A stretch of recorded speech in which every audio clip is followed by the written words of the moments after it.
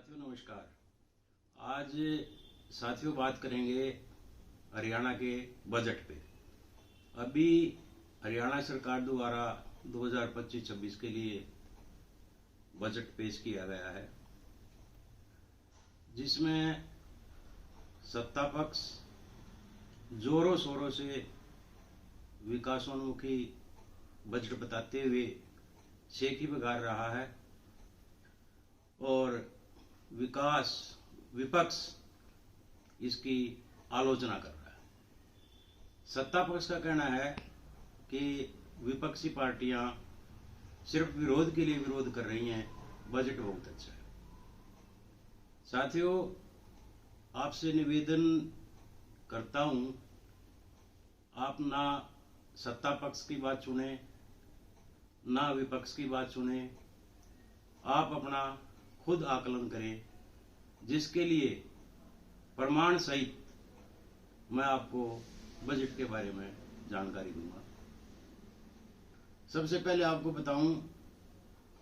Budget बनाने से लेकर पेश करने तक बहुत लंबी चौड़ी प्रक्रिया है। हर विभाग के उच्च अधिकारी आने वाले वित्त वर्ष में उनके विभाग के तहत कौन कौन सी योजनाएं लागू करनी हैं, कौन कौन से कार्य करने हैं, उनका एक अनुमानित लागत का चिट्ठा तैयार करती है और वो चिट्ठा वित्त विभाग को सौंप देती है। उसके बाद वित्त विभाग के अधिकारी उस अनुमानित लागत के हिसाब से बजट का एक खाका बनाकर वित्त मंत्री को सौंपते हैं और काफी लंबी चौड़ी जद्दोजहद काट छांट के बाद उसको फाइनल रूप देकर विधानसभा के पटल पर रख दिया जाता है। साथियों, ये तो हुआ एक पक्ष बजट का, और बजट का दूसरा पक्ष होता है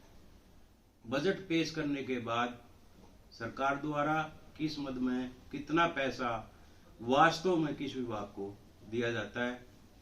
इसी का एक प्रमाण मैं आपको दूंगा, जिससे आप बखूबी अंदाजा लगा सकते हैं बजट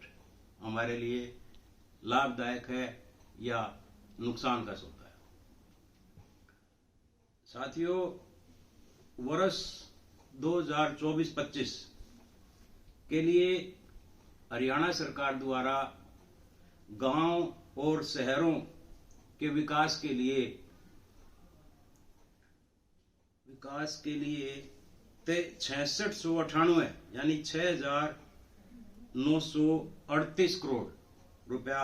अलॉट किया गया था बजट में। उसके बाद जब राशि विभाग को देने की बात आई, उसमें रिवाइज एस्टीमेट बनाया जाता है। रिवाइज एस्टीमेट बना के 2236 करोड़ रुपए घटाकर 4628 करोड़ रुपए हरियाणा सरकार ने अलॉट किए थे,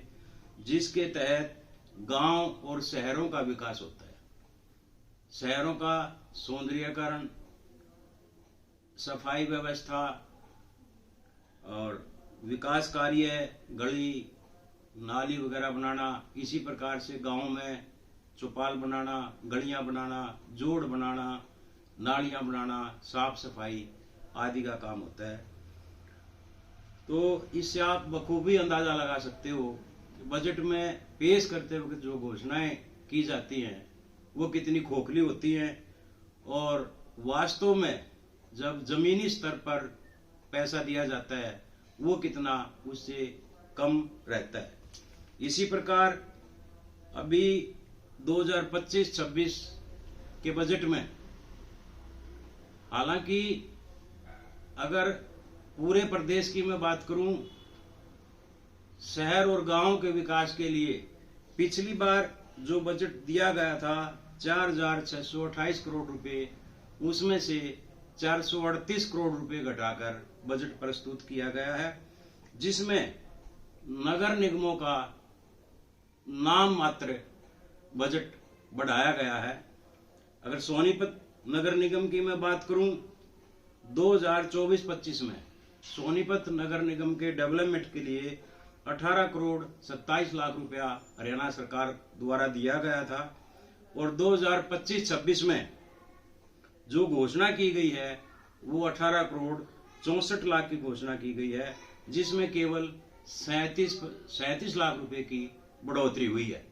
जो कि कुल राशि का 2% बनती है, जो मेरे अनुमान के अनुसार ऊंट के मुंह में जीरे के समान है। साथियों, अगर मैं बात करूं कर्मचारियों को जो महंगाई भत्ता मिलता है वो महंगाई दर से जोड़कर सरकार द्वारा दिया जाता है, जो कि एक बार जनवरी में, दूसरी बार